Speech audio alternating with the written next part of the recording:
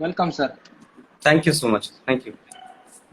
So first of all, myself, Divya मामतोरा, our Kutch की पूरी team और हमारे सभी जो सदस्य अभी ऑनलाइन हैं, उनकी तरफ से मैं आपका शुक्रगुजार करता हूँ कि ऐसी क्रिटिकल कंडीशन में आपने हमको इतना टाइम देके हमारे साथ जुड़ने का एक अवसर दिया है। थैंक यू सबसे सो पहले मच। तो थैंक यू मैं सो मच। मैं भी आपका शुक्रिया अदा करता हूँ कि आपके आपके थ्रू मैं लोगों से कनेक्ट कर पाऊंगा और अपनी बात पहुंचा पाऊंगा। Thank you. जी सर, जी सर। सबसे पहले सर मैं लोगों को आपके बारे में थोड़ा परिचय देना चाहूँगा। हमारे साथ जुड़े हैं मनीष गुरवाणी जी, जो बेसिकली नौहर टाउन है राजस्थान के हनुमानगढ़ डिस्ट्रिक्ट से, वहाँ से बिलोंग करते हैं। उनके पिताश्री आयुर्वेदिक डॉक्टर हैं और उनके जो माताश्री हैं वो गवर्नमेंट स्कूल में टीचर रह चुके हैं। और बेसिकली आपने अपनी आपकी स्टडीज़ हैं जो स्कूलिंग, वो आपने वहाँ से की है। और उसके बाद में आपके जो स्टडी का है, आगे वहाँ पे आपने हिंदी लैंग्वेज में ही सब किया है, ऐसा मुझे आपके बारे में जानने मिला। उसके बाद में सर आपकी जो मैंने आपके बारे में पढ़ा, इट्स वेरी इंस्पायरिंग एंड मैं भी बहुत दंग रह गया कि मैं ऐसे एक पर्सनालिटी के साथ आज बात करने जा रहा हूँ। उसके बारे में बताऊं तो उन्होंने मास्टर ऑफ साइंस मैथमेटिक्स के साथ सब्जेक्ट के साथ किया है। उसके साथ ही उन्होंने बैचलर ऑफ इंजीनियरिंग इलेक्ट्रॉनिक्स के साथ की है। वो एक ही साथ उन्होंने किया क्योंकि उनको बिट्स पिलानी कॉलेज है, वहाँ पे उनको एडमिशन जो ड्यूल डिग्री प्रोग्राम है उसके तहत आपको ये करने का मौका मिला। और आपके पास तो डिग्री भी है। उसके बाद में आप हम उस आगे जाएं तो आपने उस दौरान आपने ऑल इंडिया रैंक 13 गेट के अंदर भी लिया है। ऑल इंडिया रैंक सेकंड आपने इंडिया इंजीनियरिंग सर्विस में भी लिया है। उसके बाद में आपने फर्स्ट अटेम्प्ट आपका यूपीएससी का किया, उसमें आपका 322nd रैंक था। उसमें आपको इंडियन रेवेन्यू सर्विस के अंदर जॉब करने का एक प्रावधान भी मिला, वो आपने उसमें भी किया। उसमें आपको इंडियन रेवेन्यू सर्विस आईआरएस है, वहाँ पे आपको training assistant commissioner income tax department में भी काम करने का अवसर मिला और आपने वहाँ पे भी काम किया। उसके बाद में आपका आईएएस का पूरा जर्नी स्टार्ट हुआ है। उसमें while working with revenue department आपके फिर आपने एग्जाम का प्रिपरेशन स्टार्ट किया और उसके बाद में 2016 के यूपीएससी एग्जाम में आपने जो आपकी तनतोड़ मेहनत और उसकी वजह से आपको पूरा ऑल इंडिया रैंकिंग्स में 18th रैंक जो 2017 का रिजल्ट आया उसमें आपने क्रैक किया। और उसके बाद एक सर वो फीलिंग्स कैसी थी आपकी तब के टाइम पे? बहुत अच्छा लगा था। हमेशा अच्छा लगता है जब आप किसी चीज में मेहनत करते हैं और उसका रिजल्ट आपको मिले। तो बहुत ओके। अच्छी फीलिंग थी, बहुत सुखद एहसास था। मैं कभी नहीं भूल पाऊंगा कि मैंने अपना फर्स्ट कॉल अपनी मदर को किया था जब मेरी 18 रैंक आई थी। तो वो क्षण मेरे दिमाग से कभी निकलता ही नहीं और ना कभी निकलेगा। Like, इतना इमोशनल मुझे ऐसा लगा था कि जैसे टन मेरे कंधों पे वजन था और वो किसी ने अनलोड कर दिया एकदम से जब मैंने क्या रिजल्ट में मेरा नाम पढ़ा था। क्या बात है। तो अब 18th रैंक आने बाद आपकी पोस्टिंग की बारी आई, तो आपने आपकी जो ट्रेनिंग है वो मसूरी और जामनगर वहां से ली और उसके बाद में आपको गवर्नमेंट ऑफ इंडिया में मिनिस्ट्री ऑफ कॉमर्स के अंदर भी एज असिस्टेंट सेक्रेटरी के तौर पे काम करने का बहुत बढ़िया मौका मिला। उसके बाद में करंटली आप अभी हमारे कच्छ डिस्ट्रिक्ट के भुज में असिस्टेंट कलेक्टर और सब डिविजनल मजिस्ट्रेट एसडीएम की पोस्ट पे अभी हैं। सो ये सब सब जब मैंने देखा, पढ़ा आपके बारे में बहुत से, जब ये हमारा फाइनलाइज हुआ तब उसके बाद में मैं बहुत पढ़ा आपके बारे में।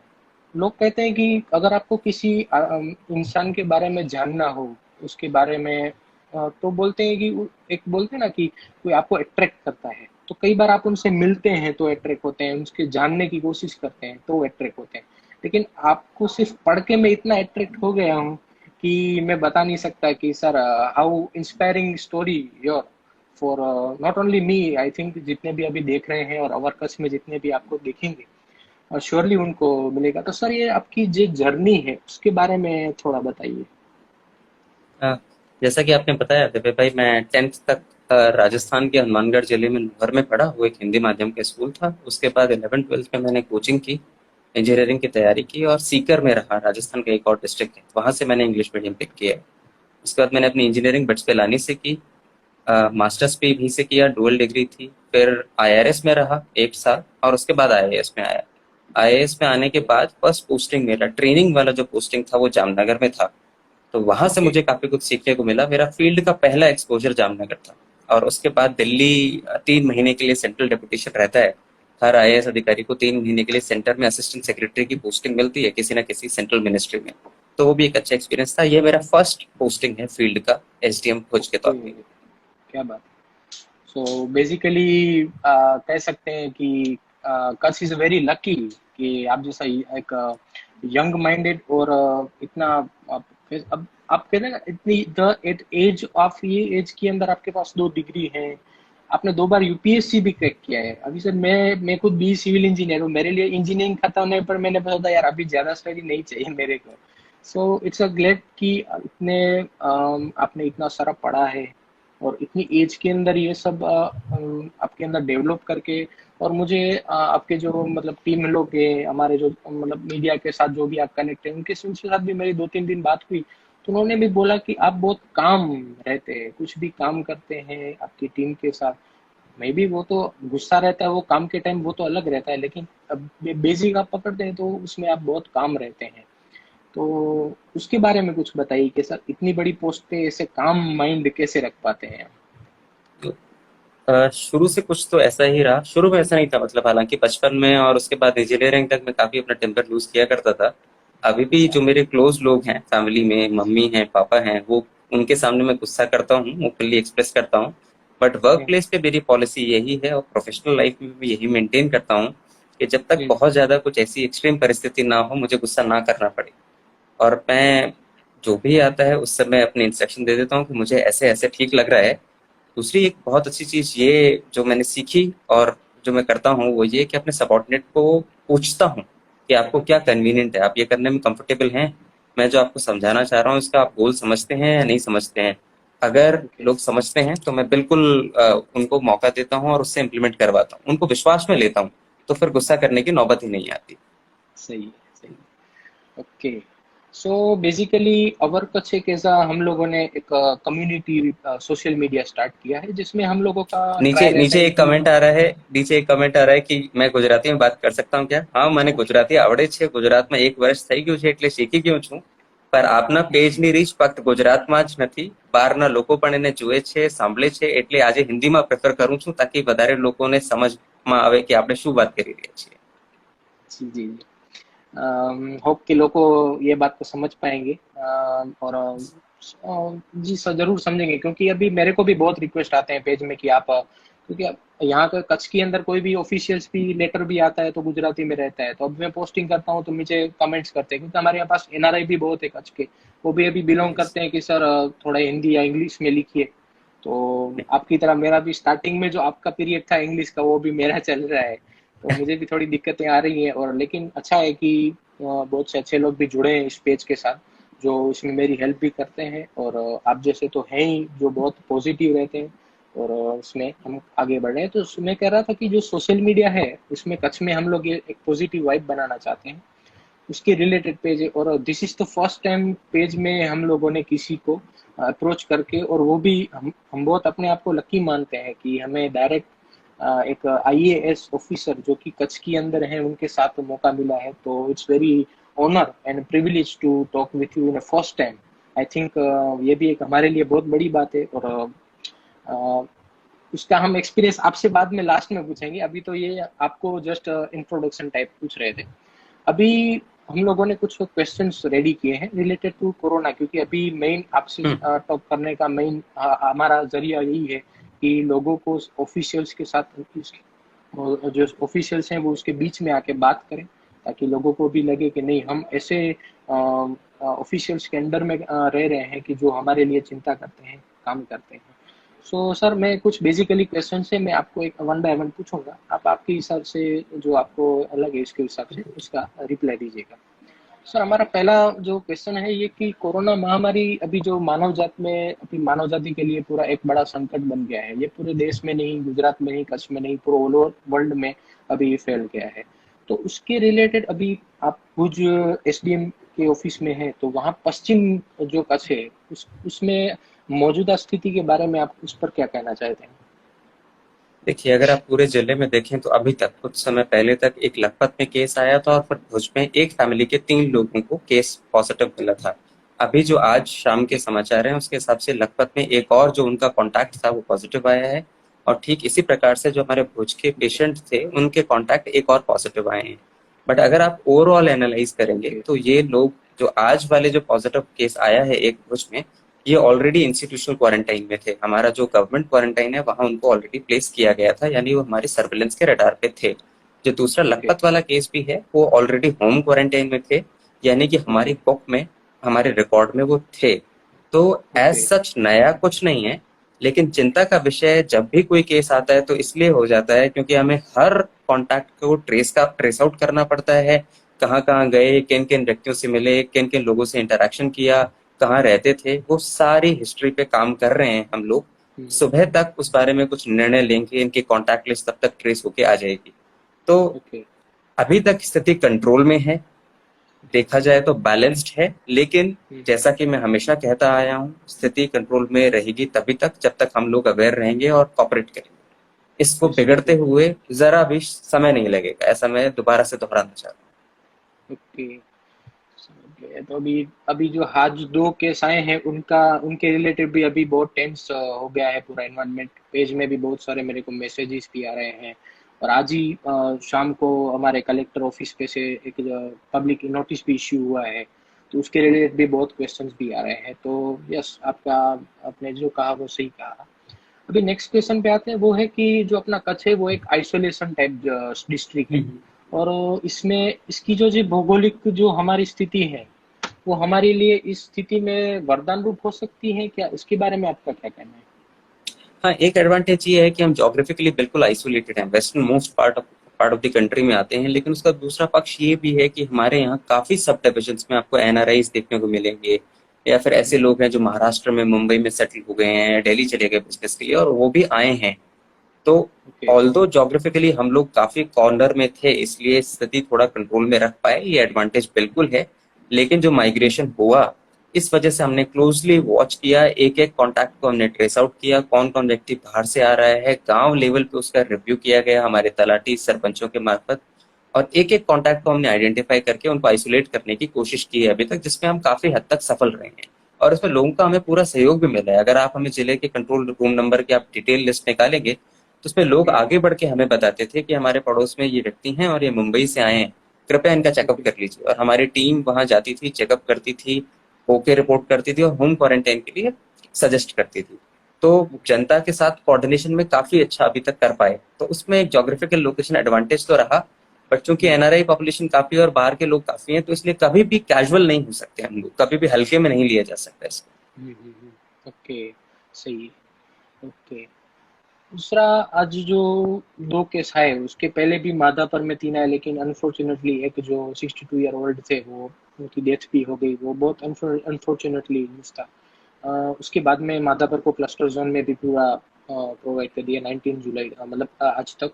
उस पर एक हमारा सवाल है कि माधापर क्लस्टर पर किस तरह का काम चल रहा है, और क्या यहाँ केस बढ़ने की संभावना है, खासकर कि देखिए। जब से खास करके जब से इसका मुख्य स्रोत अभी तक नहीं मिला है? क्या यह चिंता का विषय हो सकता है, ऐसा भी हम कह सकते हैं? हाँ तो इस पर बिल्कुल, आप क्या जब कहेंगे? तक बिल्कुल जब तक रूट कॉज हम आइडेंटिफाई नहीं कर लेते तब तक चिंता तो रहेगी ही।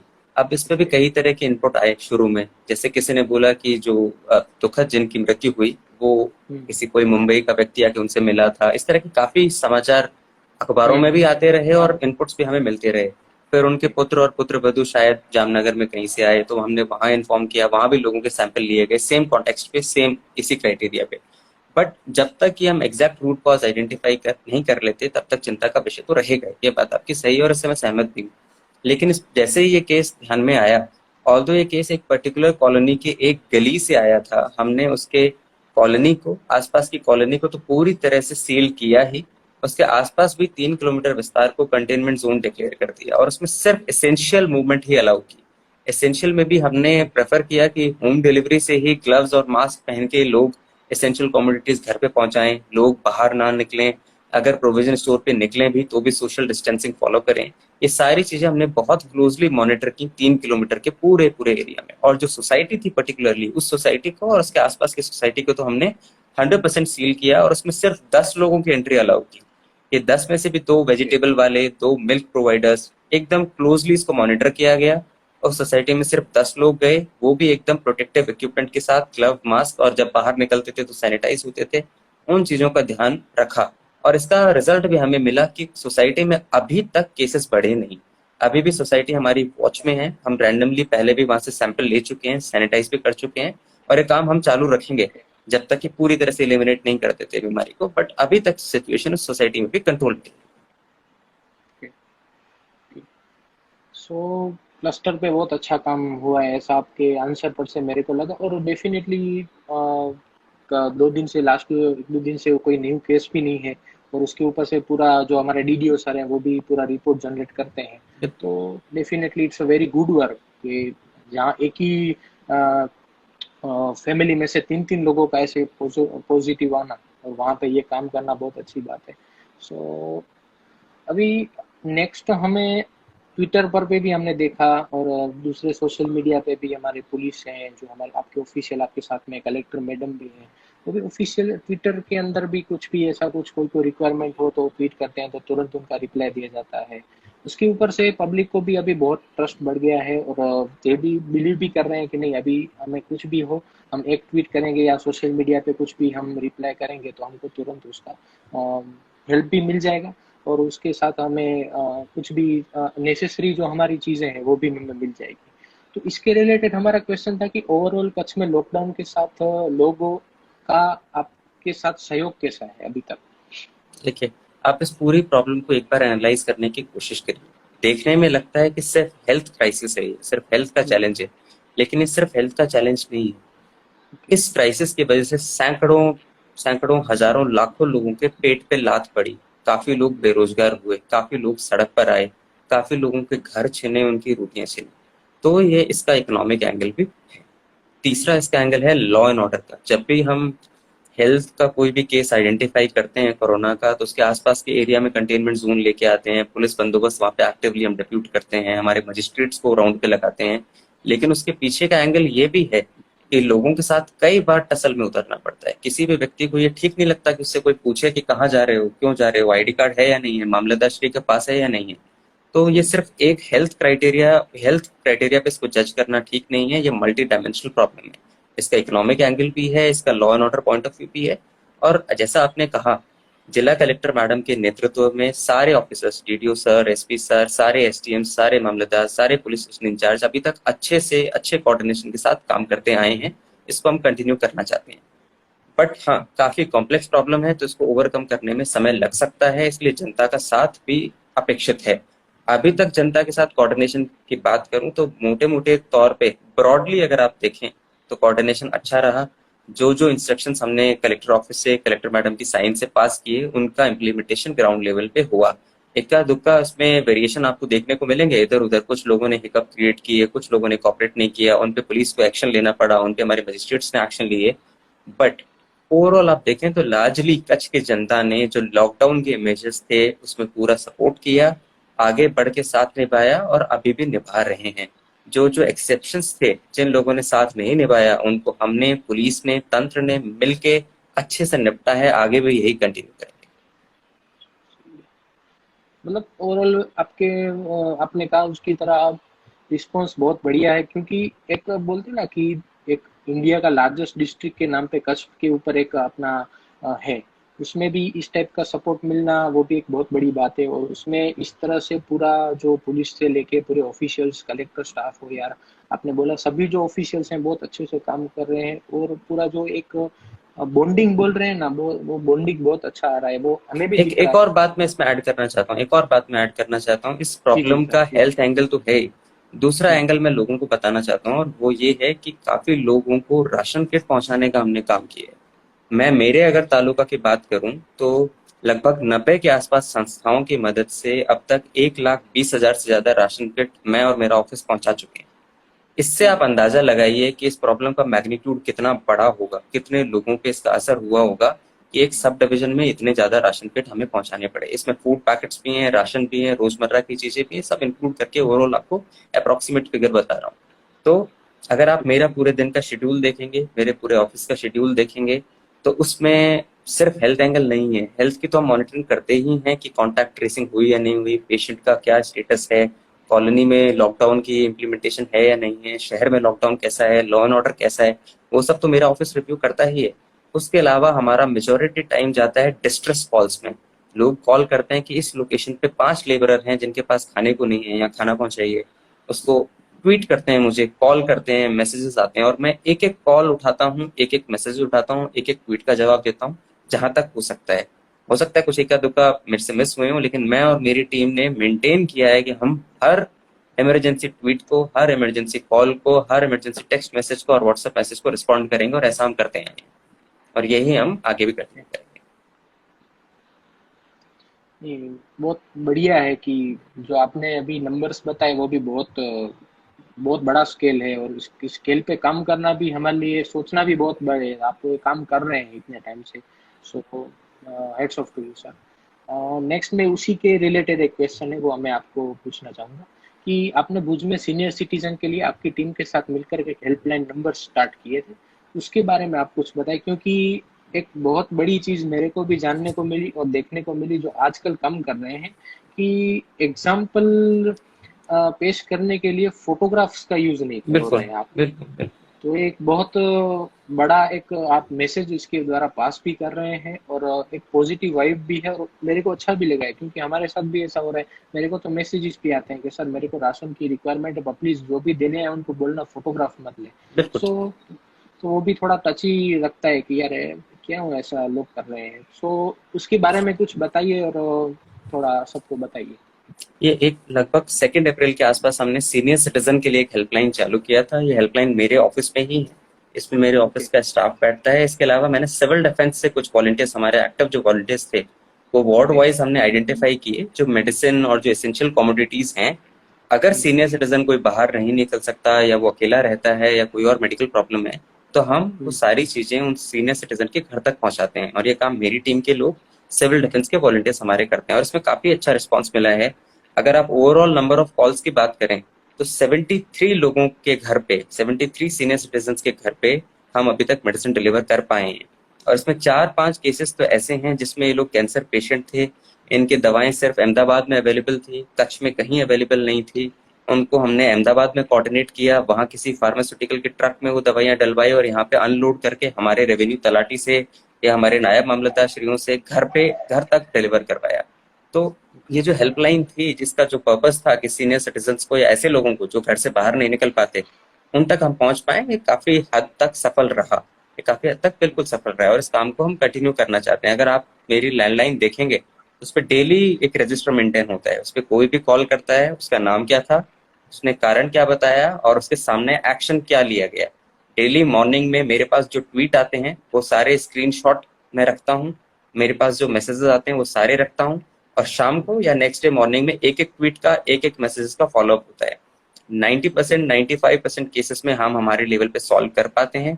जिनमें नहीं कर पाते, उनमें ऊपर के लेवल पे हम फॉरवर्ड कर देते हैं। बट एक एक सोशल मीडिया के आपके ट्वीट का, एक एक सोशल मीडिया के मैसेजेस का, और एक एक आपकी कॉल का मॉनिटर मैं पर्सनली करता हूँ, और मेरा ऑफिस पूरी तरह से करता ये है। बहुत एक जो बड़ी आपने बात बात है। कही दिव्य भाई, एक जो आपने बात की वो ये कि फोटोग्राफी का जो कल्चर है, इसमें मेरा ये मानना है, ये जो मेडिसिन डिलीवरी हमने की घर पे, तो हम्म। ऑल्दो मेरे पास ग्रुप में वो फोटोग्राफ्स आते थे जिसमें हमारे वॉलंटियर्स बुजुर्गों के घर पे जा रहे हैं और उनको मेडिसिन दे रहे हैं। हम्म। मीडिया से भी मेरी बात हुई, तो हालांकि मेजोरिटी ऑफ द मीडिया ने भी यही कहा कि नहीं सर, ऐसे फोटो मत डालिए।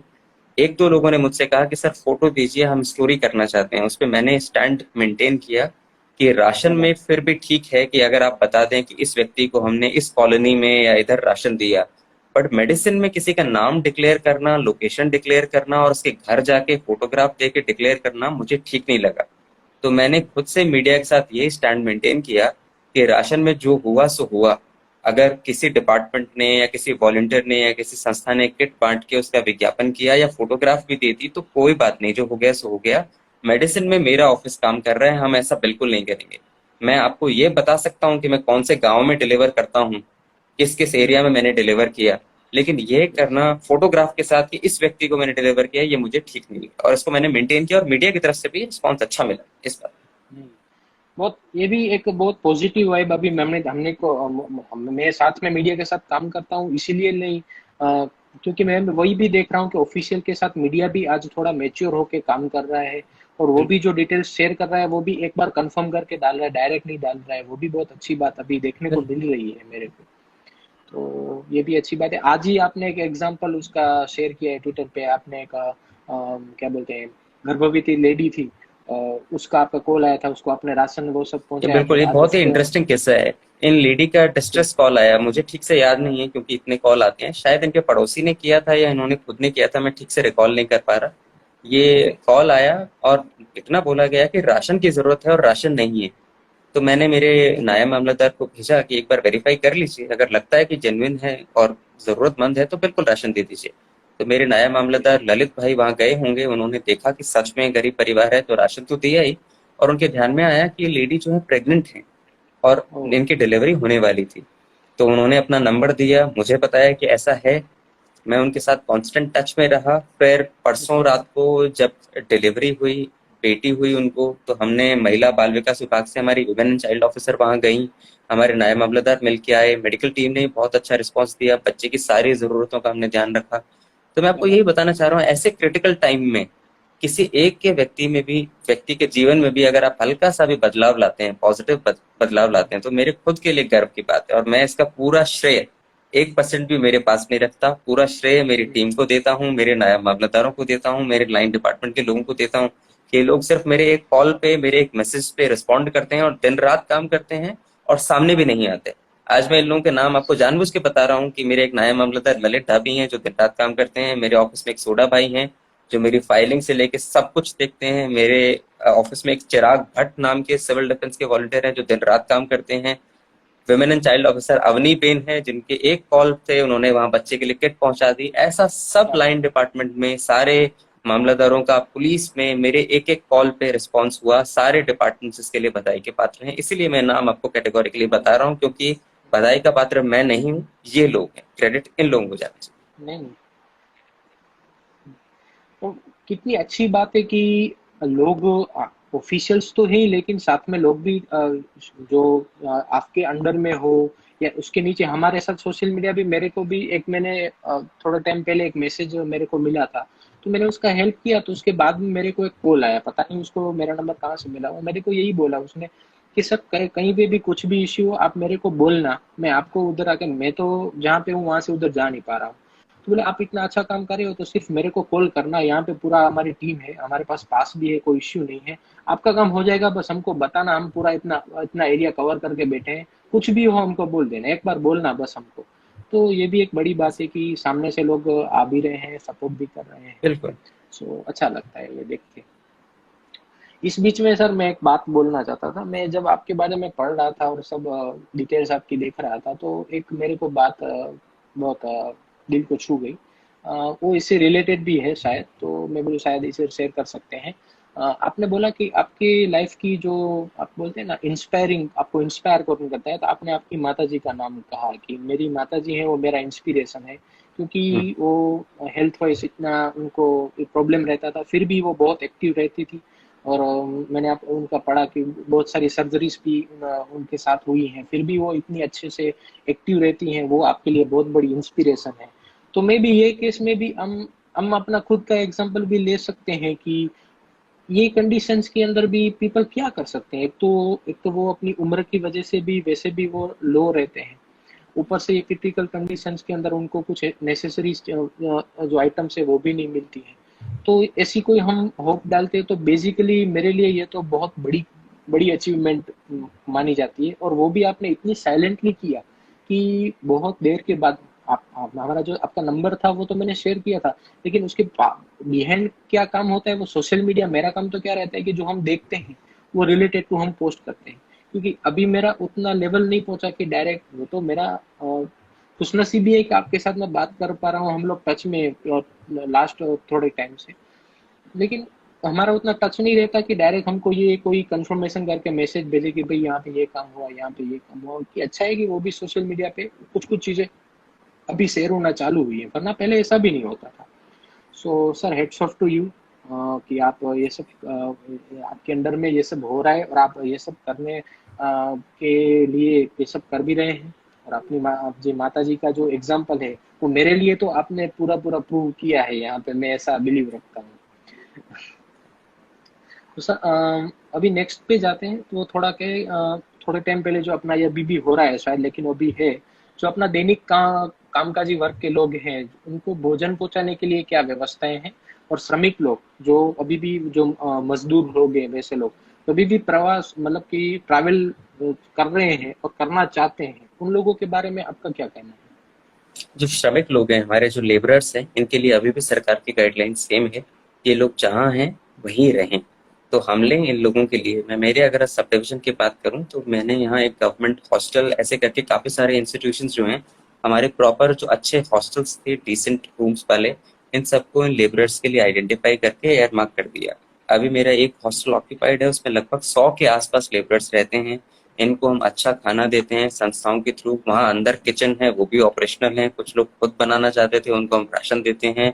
इनकी डेली मेडिकल स्क्रीनिंग करते हैं, साइकोलॉजिस्ट की विजिट करते हैं। कुल मिला के इनको इस तरह का माहौल दे रहे हैं ताकि इनको ये बिल्कुल नहीं लगे कि ये अपने घर से दूर किसी और राज्य के किसी दूसरे जिले में आके फंस गए हैं। ये फीलिंग जितना हम मिनिमाइज कर सकें उतना प्रशासन बिल्कुल करने की कोशिश कर रहा है। अभी मैं आपके माध्यम से सबसे ये अपील करना चाहता हूँ कि अगर आपके आसपास में कुछ ऐसे लेबरर हैं जो दूसरे राज्यों से हैं और वो यहाँ फंस गए हैं, तो उन तक मदद पहुंचाइए। अगर आप मदद कर सकते हैं तो ठीक है, नहीं कर सकते तो कंट्रोल रूम पर इन्फॉर्म करिए, हम उन तक मदद पहुंचाएंगे। हमारा एम ये होना चाहिए, ये लोग गुजरात के मेहमान हैं, ये लोग गुजरात की अर्थव्यवस्था चलाते और बनाते हैं, इन लोगों के हाथ से हमारी इकोनॉमी चलती है। तो इन लोगों का सुखी रहना, इन लोगों का संपन्न रहना हमारे हर तरीके के विकास के लिए बहुत जरूरी है।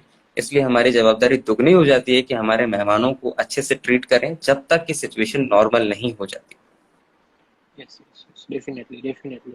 सो आपने सब बोला, उसके ऊपर से वही कि जो हमारे आसपास है कोई, तो उनको अगर आप कोई भी हेल्प कर सके, और ना हो तो कंट्रोल रूम में एटलीस्ट हम फोन करके बता पाए कि यहाँ पे ये जो लोग हैं उनको अच्छी और प्योर डिटेल क्यों नहीं दे सकते, वो इजीली हम दे सकते हैं तो वो हम दीजिए, तो वो लोग आके आराम से उसको कंट्रोल कर रहे हैं, और उनको जो चीज नेसेसरी चीज चाहिए वो उनको प्रोवाइड कर रहे हैं। सो ये बहुत अच्छा आपने बोला। अभी जो नेक्स्ट है, तो थोड़े टाइम पहले भुज में आपने होम डिलीवरी, फूड की होम डिलीवरी चालू करवाई थी। अभी थोड़े टाइम पहले उसमें मैंने वो भी देखा कि होटल्स, कुछ होटल्स के लाइसेंस भी उसमें से गए, और उसके बारे में आपका क्या कहना है, अभी उसकी क्या स्थिति है? देखिए, एक्चुअली फूड के जो शॉप्स हैं उसमें होम डिलीवरी करवानी चाहिए, ऐसा केंद्रीय गृह मंत्रालय की सूचना थी। उस सूचना का हमने बस इम्प्लीमेंटेशन किया। उस सूचना में क्लियरली था कि अगर कोई होम डिलीवरी करना चाहे तो उसे करने दीजिए, तो उसकी हमने अमलवारी की। लेकिन हमने ओके। साथ में इनको एक गाइडलाइन इशू की थी, उसमें 14 या 15 पॉइंट्स थे, जैसे कि डिलीवरी बॉय की मेडिकल स्क्रीनिंग कंपलसरी होनी चाहिए, उसके पास मास्क होनी चाहिए, सैनिटाइजर छोटी बॉटल्स उसके पास होनी चाहिए। जब वो डिलीवरी करने जाए तो वो कॉन्टेक्टलेस डिलीवरी करे, टच नहीं करे, रखे और आ जाए। इस तरह की उसमें 14 या 15 बातें थी। एक रूटीन इंस्पेक्शन में मुझे ऐसा, मेरा ऐसा ऑब्जर्वेशन रहा और मेरे पास जैसे इनपुट आए कि जिन लोगों को अभी तक हमने परमिशन दी होम डिलीवरी करने की, जिन डिलीवरी बॉयज को या जिन होटल्स को हमने अलाउ किया, वो लोग इन गाइडलाइंस को फुलफिल नहीं कर रहे हैं, और हाइजीन का जो लेवल उनके होटल में होना चाहिए था वो मेंटेन नहीं हो रहा है। ये जानकारी मिलते ही मैंने अपने नायब मामलतदारों की टीम बनाई, इनको एग्जीक्यूटिव मजिस्ट्रेट्स के तरीके से हमने फील्ड पे भेजा। सारे होटल्स को चेक किया गया, जहाँ पे हाइजीन का इशू मिला या फिर जो लोग होम डिलीवरी नहीं करते थे जबकि उनको पास दिए गए थे और होम डिलीवरी नहीं करते थे, ऐसी सारी परमिशन को हमने विड्रॉ कर लिया है। अब स्टैंड क्लियर है, अगर आप होम डिलीवरी करना चाहते हैं तो जो 15 पॉइंट गाइडलाइन जो इशू की गई है कलेक्टर मैडम के लिए पूरे जिले में, जो रेस्टोरेंट एसोसिएशन होटल एसोसिएशन के साथ शेयर की गई थी, उन गाइडलाइन को ही फॉलो कीजिए। सैनिटेशन हाइजीन का स्टैंडर्ड मेंटेन करिए।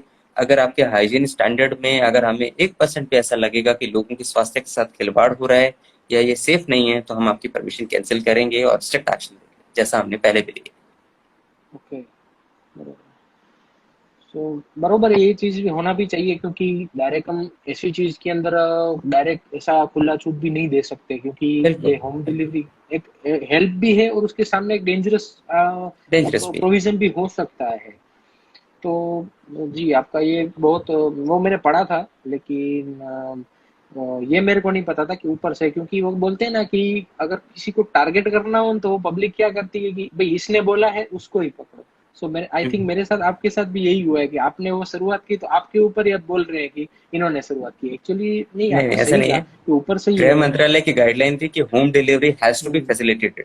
District administration yes. ट्राई करेगा कि होम डिलीवरी हो, ऐसा लिखा था उस गाइडलाइन में। उस हम्म, गाइडलाइन को ही हमने इम्प्लीमेंट किया। बल्कि हमने तो अपनी तरफ से 15 पॉइंट्स और जोड़े। और जहां वो इम्प्लीमेंटेशन नहीं हुआ, उन रेस्टोरेंट की लाइसेंस तो नहीं, परमिशन हमने कैंसिल की है। उनको होम डिलीवरी करने से रोका है हमने। तो बिल्कुल पब्लिक हेल्थ के साथ कॉम्प्रोमाइज नहीं करेंगे, ये आश्वासन आपको देना चाहता सही सही। तो सर, आपने जो एसपी सर है वेस्ट कच्छ के, उन्होंने भी ट्वीट करके ये लिखा था कि कॉम्प्रोमाइज बिल्कुल नहीं चलेगा, और एक जो सील हूँ। किया बिल्कुल। था उसके होटल का किचन का फोटोग्राफ भी शेयर किया था। तो ये अच्छी यस। बात है कि दोनों साथ में काम कर रहे हैं, तो बढ़िया है सर।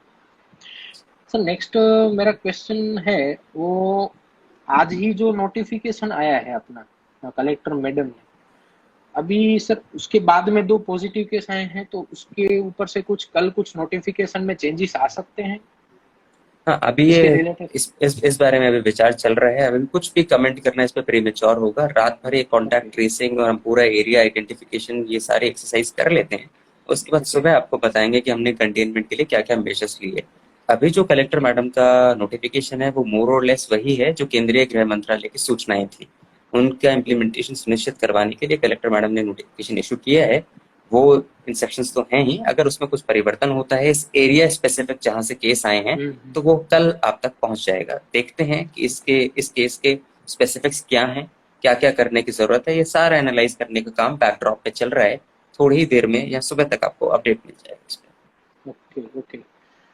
सर अभी हमने जो कोरोना रिलेटेड क्वेश्चंस थे उसके ऊपर तो हमने आपसे जो हमें हमने मैसेज क्वेश्चंस भी मिले थे, हमने थोड़े कुछ अभी के करंट सिनेरियो को देख के बनाए थे। वो तो उसके ऊपर आपके सब अच्छे से आपने उनके सबके जवाब दिए, और मोस्टली सबके आंसर्स में सबको इन्फॉर्मेशन भी अच्छे से मिल गई होगी।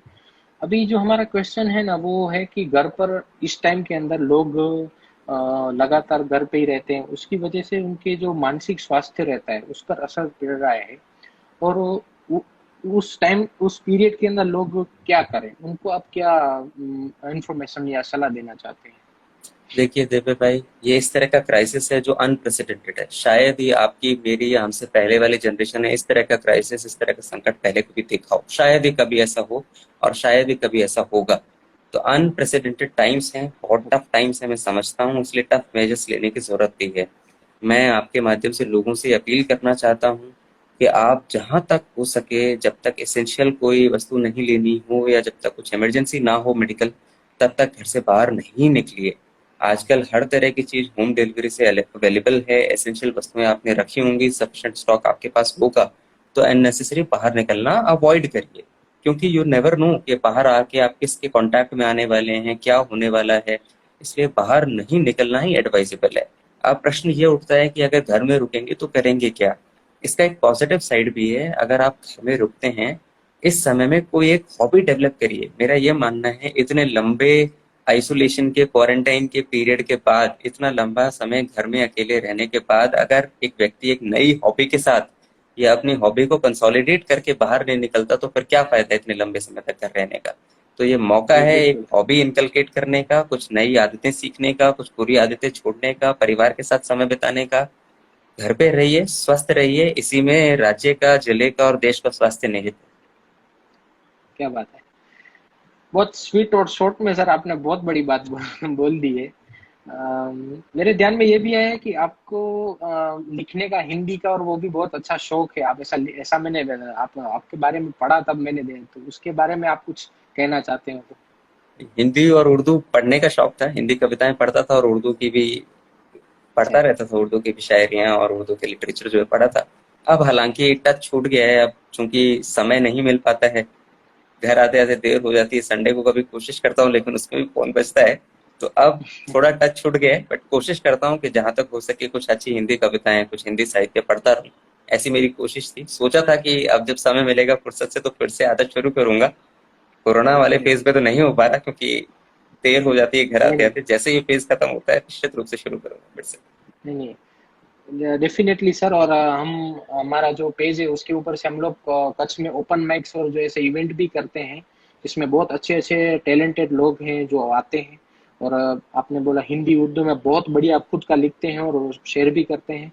तो कभी मौका मिलेगा और अगर कुछ ऐसा होगा तो मैं डेफिनेटली आपको उसमें बिल्कुल। आपको भेजूंगा। तो आप अगर फ्री हो सकें तो होपफुली आप वो टाइम हमें फिर से मिले जल्दी, और बिल्कुल। हम उसमें मिल पाएंगे। ओके। सो लास्टली सर, ये सब हमने आज बात की, उसके ऊपर से आपको जो नॉर्मली जनरल आपको कुछ कहना हो पब्लिक को हमारे ये माध्यम से, आप कुछ ऐसा इंफॉर्मेशन या कुछ ऐसा अम, संदेश आप देना चाहते हो तो प्लीज सर आप दीजिए। मैं ये आपके लास्ट है, माध्यम उसके से, बाद मैं यस, ये लास्ट है, मैं उसके बाद में हम थोड़ा सोशल मीडिया क्वेश्चन ले लेते हैं। बिल्कुल ठीक है। मैं आपके माध्यम से बस एक ही संदेश देना चाहता हूँ कि हम हर व्यक्ति में, हर वस्तु में राष्ट्रभक्ति ढूंढते हैं। आज राष्ट्रभक्ति दिखाने का अवसर आया है। सच्ची राष्ट्रभक्ति, सच्ची देश सेवा इसी में है कि आप अपने घर में रहिए। क्या बात है। राष्ट्रभक्ति की हमने बहुत अलग अलग परिभाषाएं बनाई हैं, समय के हिसाब से उनको परिवर्तित भी किए है। लेकिन अब देश की सेवा इसी में है कि आप अपने घर रहिए, परिवार का ध्यान रखिए। जब तक इमरजेंसी ना हो तब तक बाहर नहीं निकलिए। पुलिस और प्रशासन का पूरी तरह से सहयोग करिए। और ये सोचिए कि आप लोग घर पे शांति से इसलिए बैठ पाते हैं क्योंकि रोड पे कोई पुलिस कांस्टेबल होता है, क्योंकि ऑफिस में कोई मामलतदार होता है जो पास देता है, क्योंकि नायब मामलतदार आपके गरीबों के घर तक राशन पहुंचाता है, क्योंकि आरोग्य की टीम आपके घर पे आके मेडिकल स्क्रीनिंग करती है। ये सारे डिपार्टमेंट्स, सारे लाइन डिपार्टमेंट्स, बिजली विभाग, पानी विभाग, सब लोग दिन रात काम करते हैं ताकि आप लोग तसल्ली से अपने घर पे बैठ के गवर्नमेंट की सर्विसेज को एंजॉय कर सकें, उनका फायदा उठा सकें। तो ये फायदा आपको घर बैठे मिल रहा है, आपके पास लग्जरी है, इसका फायदा उठाइए। बहुत सारे लोगों के पास ये लग्जरी नहीं होती, कीमत चुकानी पड़ती है। आप घर जी बैठिए, इसी में आपकी और हमारी भलाई। जी, बिल्कुल बिल्कुल, क्या बात है। So first of all thank you so much कि हमारे जो कोरोना रिलेटेड जो हमारा जो अभी करंट सिनारियो है उसके ऊपर हमने जो क्वेश्चंस बनाए थे और जो हमें मिले थे उसका आपने बहुत अच्छे से और इस कंडीशन में इंफॉर्मेशन के साथ सभी का प्रत्युत्तर दिया, उसके लिए first of all very thank you. अभी सर सोशल मीडिया है तो हमें पब्लिक के साथ भी जुड़ना पड़ता है। तो पब्लिक भी जो हमने साथ में कुछ ऐसे क्वेश्चन हमने पब्लिक को बोला था कि आप सजेस्ट कर सकते हैं कि जो हम जो अच्छे होंगे और पॉजिटिव मतलब कि जो जिसका हम पूछ सकते हैं वैसे हम क्वेश्चन आपको पूछेंगे। तो उसमें से दो तीन चार हमने सिलेक्ट किए हैं, तो आप जितना हो सके उतना उसमें से। तो पहला क्वेश्चन कोमल उदासी करके एक लड़की है उनका है कि sources from which we can prepare for civil services and how to start preparation. अच्छा, तो इनका प्रश्न यूपीएससी सिविल सर्विसेज की स्ट्रैटेजी पे है। मेरा एक ब्लॉग है यस। manishgurbani.quora.com, manishgurbani.quora.com। इस पे मेरी सारी स्ट्रैटेजी, बुक लिस्ट, कैसे करना है, क्या करना है, सब कुछ मैंने अच्छे से लिस्ट कर दिया है। आप इसको प्लीज देख लीजिए। इसमें मेरी बुक लिस्ट भी है, मेरी स्ट्रैटेजी भी है। सिविल सर्विसेज के लिए इनफ स्ट्रैटेजी और मटेरियल आपको इस लिंक पे अवेलेबल हो जाएगा। सर एक बार फिर से अगर वो ब्लॉग का बोल सकें तो। यस, मेरे मेरे ब्लॉग का एड्रेस है Manish Gurwani, MANISHGURWANI.quora.com, manishgurwani.quora.com। Sir ये लिंक आपकी प्रोफाइल पे है तो पब्लिक वहां से आपको मतलब वो लिंक में जा सके ऐसा। आप गूगल करेंगे तो भी मिल जाएगा, मनीष हाँ। गुरवानी कोरा गूगल कर दीजिए, ये लिंक अवेलेबल है। Okay okay okay sir. बातें बहुत लोग फॉलोअर हैं उनका सेम क्वेश्चन रहता था पैटर्न में कि they are stuck from different places in around Kutch और या उसके बाहर में इंटरेस्ट कोई दूसरे स्टेट में है। आपको भी मैसेज आते होंगे, मेरे को भी बहुत मैसेजेस आते हैं, तो उन उन लोगों को आप क्या मैसेज अभी देना चाहेंगे। देखिए, अभी के लिए ऐसा ही है। केंद्रीय गृह मंत्रालय के जो गाइडलाइंस है उसमें एसडीएम के पास 2 ही केस में अलाउ करने के पास हैं। हम लोग अगर किसी नियर रिलेटिव की डेथ है, उसमें मानवीयता के कारण पे और एक्सट्रीम मेडिकल इमरजेंसी में, मान लीजिए कि कोई भुज का पेशेंट है और उसे अहमदाबाद रेफर करना पड़ा, ऐसे 2 केसेस में ही हमने लोगों की मूवमेंट अलाउ की हैं। इसके अलावा हम मूवमेंट अभी अलाउ नहीं कर रहे और ना ही ऐसी कोई गाइडलाइंस है। तो मैं आप लोगों से अपील करना चाहता हूँ कि आप जहाँ हैं वहीं रहिए, जब तक कि कोई मेडिकल इमरजेंसी नहीं है या जब तक कि कोई दुखद घटना नहीं है, कोई भी किसी भी तरह की अनुमति नहीं मिलेगी गाइडलाइन के हिसाब से। Okay okay. फिर एक अमीन मेमन करके हैं, उनका क्वेश्चन है how to stay motivated and how to concentrate in studies and how to stay away from social media. Sir ये लास्ट वाला नहीं, क्वेश्चन मेरे लिए नहीं है। मोटिवेटेड का तो यही है कि जो भी काम करते हैं उस काम से प्रेम कीजिए। अगर आप पढ़ाई करते हैं तो अच्छे से पढ़ाई कीजिए, अगर आप सर्विस करते हैं तो अच्छे से सर्विस कीजिए। ये मोटिवेटेड रहने का एक ही तरीका है कि आप अपने काम से प्रेम करना शुरू कर दीजिए। नहीं तो सही है। मोटिवेशन दूसरे सोर्सेस से डिराइव करेंगे, लॉन्ग लास्टिंग नहीं होगी, वो नहीं चलेगी। मोटिवेशन अगर खुद से आएगी, अपने काम से आएगी, अपनी हॉबी से आएगी, तो वो अच्छा है। और जहां तक बात सोशल मीडिया की है, तो सोशल मीडिया अवॉइड मत कीजिए। सोशल मीडिया के पॉजिटिव साइड को एक्सप्लोर करिए, नेगेटिव सोशल मीडिया को एक्सप्लोर रहना करना बंद यस कीजिए। Yes yes. सर अवरकथ जैसे पेज को फॉलो कीजिए, आपको इन्फॉर्मेशन भी मिलेगी। और कच को फॉलो भी कीजिए। ओके। लास्ट है कि नीत पनिया करके है, उनका क्वेश्चन है what do you think about and. Sir ये क्वेश्चन है ना, उसके पूछने से पहले थोड़ा उसका मैंने आपके बारे में पढ़ा, उसमें आप आईएएस में आपका आने का इंटरेस्ट इसके लिए भी बना कि आप एक सोसाइटी में एक पॉजिटिव चेंज को भी देखते हैं और आप करना भी चाहते हैं उसमें चेंज, और उसके बारे में आपने बहुत अच्छा लिखा भी हो, मैंने पढ़ा। अब ये क्वेश्चन मैंने शायद उसके साथ जोड़ने का प्रयास भी किया है, तो अभी मैं ये क्वेश्चन आपको पूछता हूँ कि what do you think about an imagination imaging our Kutch will look alike in 2040। 2040 की भाई ये बात कर रहे हैं कि तब आप ये क्या इमेजिन कर रहे हैं मतलब। देखिए, मैं हमेशा से इस पोजीशन को मैंने मेंटेन किया है कि गवर्नमेंट की बहुत सारी स्कीम्स हैं, गवर्नमेंट की नई नई योजनाएं आती रहती हैं, लेकिन वो योजनाएं तभी सफल होती है जब जनता उसमें कॉपरेट करती है, कंधे से कंधा मिला के आगे बढ़ती है। और कच्छ की खूबसूरती यही है, कच्छ के लोगों की अच्छी बात यही है कि कच्छ में जनता और प्रशासन का कोऑर्डिनेशन हमेशा से अच्छा रहा है, ऐसे कोई इश्यूज नहीं आए हैं। अगर हम इसी रास्ते पे चलते रहे, अगर हम ठीक यही पाथ फॉलो करते रहे, तो कच्छ निश्चित रूप से एक बहुत ही विकसित जिला बनेगा, इसमें कोई दो राहें नहीं है। लॉ एंड ऑर्डर की दृष्टि से भी ये स्टेबल रहा है, कोई मेजर इश्यूज नहीं है। डेवलपमेंट का भी काफी पोटेंशियल है, टूरिज्म के लिए तो ये हेरिटेज है, पूरा देश कच्छ से प्यार करता है। तो कोई ऐसा रीजन मुझे नहीं दिखता कि ये देश के टॉप डेवलप्ड डिस्ट्रिक्ट में से ना हो अगले कुछ दशकों में या कुछ वर्षों में। ओके। सो बेसिकली जो आज की हमारे टॉक्स थे उसमें जो क्वेश्चंस थे कोरोना रिलेटेड वो भी हमने पूछ लिए, सोशल मीडिया के रिलेटेड जो क्वेश्चंस हमें मिले थे पूछने को वो भी हमने पूछ लिए। सो अभी लास्ट में सर मैं थोड़ा आपको इसके रिलेटेड मेरी तरफ से एक पूछना चाहता हूँ कि जब आपको पता चला कि आपको कच्छ में पोस्टिंग मिल रही है, जो आपके पास में मतलब ऑर्डर आया होगा कि इंडिया लार्जेस्ट डिस्ट्रिक्ट और ये सब आपको सुनने में भी आया होगा, तो आपका पहला थॉट तब क्या था कच्छ को लेकर। देखिए, मैं इस बारे में आपको पूरी ईमानदारी से बताना चाहता हूँ, कोई भी आईएएस अधिकारी है और मैं, हमारी पॉलिसी लगभग फिक्स होती है कि कभी ना कभी आपका किसी भी क्षण पे ट्रांसफर किया जा सकता है। राज्य के किसी ओके। भी जिले में, किसी भी सब डिवीजन में आपको पोस्ट किया जाता है। तो मेरे को जितना कच्छ प्यारा है, उतना ही जामनगर था, उतना ही अहमदाबाद है, उतना ही बड़ौदा है, या उतना ही और कोई और गुजरात का जिला है।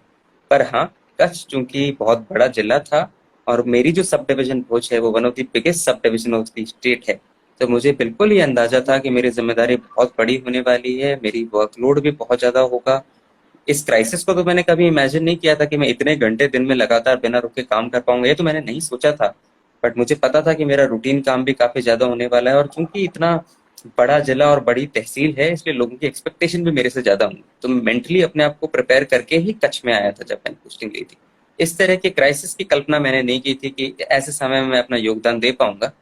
एक तरफ तो मुझे दुख है कि देश इस संकट की घड़ी से गुजर रहा है, दूसरी तरफ मैं अपने आप को सौभाग्यशाली भी मानता हूँ कि मुझे अवसर मिला आईएएस में आने की वजह से कि मैं लोगों की मदद कर पा रहा हूँ। मेरा फोन पूरा दिन बजता है, उसमें पता नहीं कितने थैंक यू मैसेजेस होते हैं, ट्विटर मेरा कितना थैंक यू मैसेजेस से भरा रहता है, और मुझे याद भी नहीं रहता कि इस व्यक्ति की कब मैंने या मेरी टीम में से किसी ने मदद की थी। तो मैं अपने आप को इस क्षण के लिए सौभाग्यशाली भी मानता हूँ। Definitely definitely. So basically sir ये आज का हमारा जो सेशन था, it's a first experience for me as a page चलाते हुए मेरे को 2 साल हुए। आज जो भी है वो पब्लिक की बदौलत ही है। मेरा ये जो पूरा प्लेटफॉर्म है। सो मेरे को बहुत सारे रिक्वेस्ट भी आए थे कि आप मनीष जी को लाइव पे लाइए, ये कीजिए। तब मेरे लिए वो इम्पॉसिबल जैसा लगता था कि यार असिस्टेंट कलेक्टर की पोस्ट पे जो बंदा है और पूरा डिस्ट्रिक्ट, जो इतना बड़ा डिस्ट्रिक्ट को हैंडल कर रहा है, उसके साथ में कैसे मैं ऐसा कर पाऊंगा। फिर डर डर के मैंने आपको क्वेश्चन किया और आज आपने वो उसका एक्सेप्ट किया। और आज इतने क्रिटिकल टाइम में, और स्पेशली आज जबकि 2 केस और 1 केस तो आपके एरिया में से भी आया है, तो थैंक यू सो मच कि आपने हमें टाइम दिया और हमें ये मौका दिया कि पब्लिक के साथ लाइव आए आकर हम उन लोगों को और हमको कुछ गाइड करें और इस बारे में हम लोगों को इन्फॉर्मेशन भी दें। सो अगेन दिल से बहुत बहुत शुक्रिया। और ऐसे ही हमारे साथ जुड़े रहिएगा। और कुछ भी ऐसा हमको लगेगा तो हम डेफिनेटली आपको डायरेक्टली शेयर करेंगे। और कैसा आज अगर आपको मैं कुछ लगे आपसे तो जुड़ा, आप हमें ये भी मेरे डायरेक्ट लिए शेयर भी करें। एक खुशी की बात है कि मैं आपसे जुड़ा आज, और मैं इसलिए आज दिन भी जुड़ा क्योंकि इतना गंभीर समय है, आज तो केसेस आए हैं, तो मेरा ये मैसेज करना, कन्वे करना बहुत जरूरी था कि लोग हल्के में ना लें लॉकडाउन को। जी इसीलिए जी मैं जुड़ा।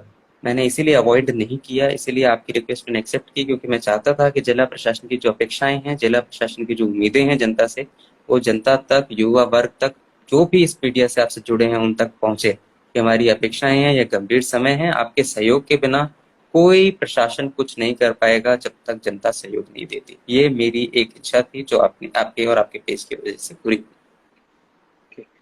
Thank you so much sir. तो थैंक यू। अभी लास्ट में सर यही कि आप आपकी स्वस्थ रहें, इस काम में मोटिवेटेड रहें और हम लोगों को दिलासा देते रहें कि यस हम लोग बैठे हैं तो हम लोग भी घर पे सेफ हैं। सो इसी लाइन के साथ मैं ये एंड करता हूँ। Thank you so much again and ऐसे ही थैंक यू मिलते सो मच। रहेंगे और साथ में काम करते रहेंगे। मिलके थैंक यू लड़ेंगे सर। और जय हिंद। मिलके जीतेंगे। Thank you. Jai Hind sir. Bye bye. Thank you. Jai Hind.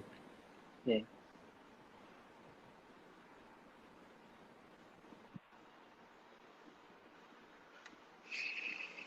So આ હતા આજના આપણા first guest Manish Gurwani, IAS collector ને એસડીએમ ભુજ કચ્છ. સાંજના જ આવેલ આપણા 2 કેસ આવે એના પછીનો આપણો આપણા સાથે જોડાણા એ બદલ એમનો ખૂબ આભાર. જેટલા પણ લોકો જોડાણા થેન્ક યુ. ટાઈમ ટ્રાય કરશું આપણે કે આ વિડીયોને સેવ કરી અને પોસ્ટ કરવાની, અને વિડીયો 24 કલાક સુધી પણ તમને જોવા મળશે તો ડેફિનેટલી આપણે માણસો એ વિડીયોને અને શેર પણ કરવાની છૂટ છે, નીચે કમેન્ટમાં લખવાની છૂટ છે તમને કેવું લાગ્યું અને કરજો. Thank you. સો જય હિન્દ, જય કચ્છ.